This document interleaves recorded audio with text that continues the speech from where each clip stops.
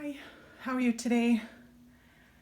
I am going to do a set of this triangular geode coasters. Haven't done them for a while, so I thought I'd get a set done. The colors that I'm going to be using today are, first of all, I'm going to do some of these gold flakes, the can of worms flakes that when you pop them open, they fly everywhere. We'll be using Color Art's Bling-It Interference Violet with this color that came from, with this pigment that came from Krystal Resin. They gave this to me in a sample pack when I ordered some resin, and I have two of them now because I ordered their set of pigments as well. But I did a small trinket dish with it. I can't show you because it's still curing, but it's a beautiful deep wine color. And so I want to do a set of coasters in that color with this interference violet. And then I'm also going to be using some of this mixative alcohol ink from Ranger Ink, Tim Holtz. So I'm not sure if I should mix this with a drop of Casting Craft white, or if all that white is just going to be too much. I think I'm going to leave it out. But I am going to put my mask on. I'll talk to you a little bit more when I do the unmolding, because I have a bunch of stuff actually around me that's top coated, and there's a lot of resin in this room right now, so I want to put my mask on. And so I'll mix this up and pour it, and then I'll talk to you a little bit more when I am done pouring. Thanks. See you in a bit.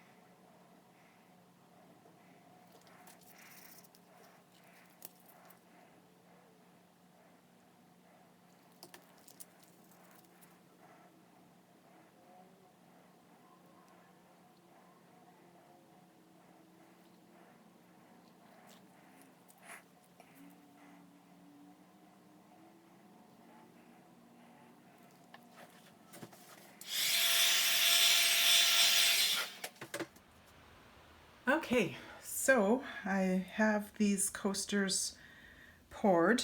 They're quite full. I was hoping to leave enough room at the top that I could go back after and put a nice clear coat on top. I prefer to do it that way rather than filling them all the way up and leaving them like that, especially when I use glitter or flakes, because I feel sometimes there's texture on the top for it from them, and I'm not sure I like that. Haven't quite decided yet. There's not a whole lot of flakes in this one, so it might not be too bad, but I can kind of see that there's some floating on top, so might be able to feel them. Hopefully it'll shrink back a little bit and I can go in and put just like a thin layer of clear coat on. That will be determined tomorrow when I have a look at them.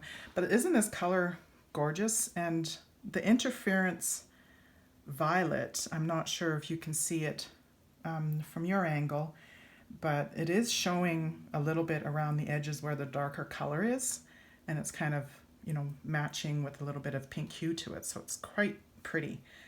I had lots of extra resin left over, and by lots I mean probably a couple of ounces, so I just quickly started another pair of coasters that I had ready waiting in the wings, so I'll show those to you as well when I unmold these, because I kid you not when I say my table is full of resin stuff. I've got commissions and little doodads and everything everywhere, so I can hardly move. This is literally like a 1 foot area that I have right here, so I'm kind of cramped in here right now. But I will show you the unmolding when I do that, and I'll show you the other set. So see you in a bit. Okay, welcome back. I am ready to take these coasters out of the molds. I did go back and do a flood coat, so these are ready to come out and I won't have to do anything more to them other than just clean up the edges. So I think they're super pretty. I can kind of see, I don't know if you can see, I don't want to get too close so it goes out of focus, but I can see a few spots where I don't think I mixed the pigment well enough. There's a few little dots in them, which they're not horrible, so I think they'll be okay. And they kind of floated to the top, not unlike some metallic paints do.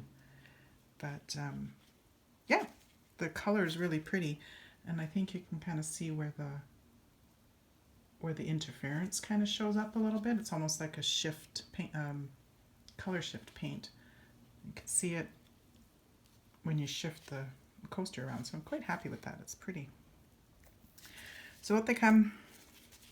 I'm sorry that it's been a week since I've posted a video. I've been quite busy. My New Year's plan is to post a little bit more regularly, and hopefully I'll be able to do that with, you know, now that Christmas is over, or my Christmas orders are done anyway. So very pretty. Quite happy with them.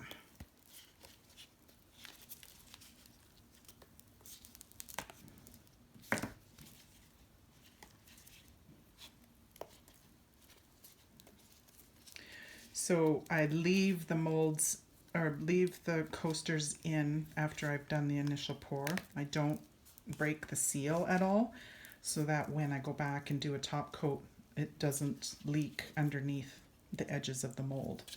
I've done that a few times, and it's a headache, believe me, to try to fix that. And I've ruined a couple of sets of molds by trying to do that, by demolding it and then putting it back in the mold to put a flood coat on. Lesson learned, don't do that. Be patient. You can go back, depending on what your resin is like, you can go back after, you know, 4 or 5 hours or so and put the top coat on. So these are the edges that I'll have to just go. I can clip them with these little clippers here.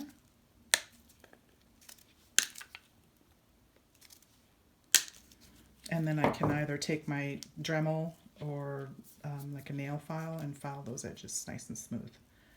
I'm going to do a video to show you how I do that, and then what I do for when, if it's, you know, if it's dull, if I've sanded it too much and I have to fix it, I'll show you how I do that. It works pretty slick. But there they are, super pretty.